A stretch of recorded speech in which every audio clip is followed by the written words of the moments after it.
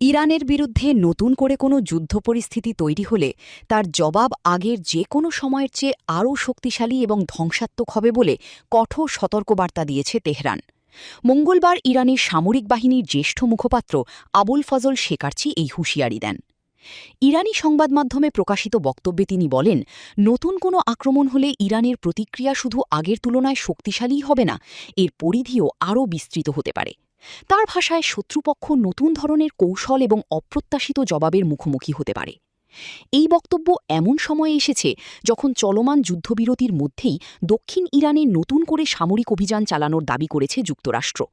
মার্কিন পক্ষের দাবি, ইরানের ক্ষেপণাস্ত্র স্থাপনা এবং সম্ভাব্য সামরিক হুমকিকে লক্ষ্য করেই ওই হামলা চালানো হয়েছে। মার্কিন সেন্ট্রাল কমান্ড বা সেন্টকম জানিয়েছে, তাদের এই পদক্ষেপ ছিল আত্মরক্ষামূলক এবং অঞ্চলে অবস্থানরত মার্কিন সেনাদের নিরাপত্তা নিশ্চিত করার জন্য নেওয়া হয়েছে। অন্যদিকে ইরানের পররাষ্ট্র মন্ত্রণালয় জানিয়েছে, যুক্তরাষ্ট্রের সঙ্গে চলমান আলোচনায় কিছু অগ্রগতির ইঙ্গিত থাকলেও সংঘাত নিরসনের মতো কোনো চূড়ান্ত চুক্তি এখনও আসন্ন নয়।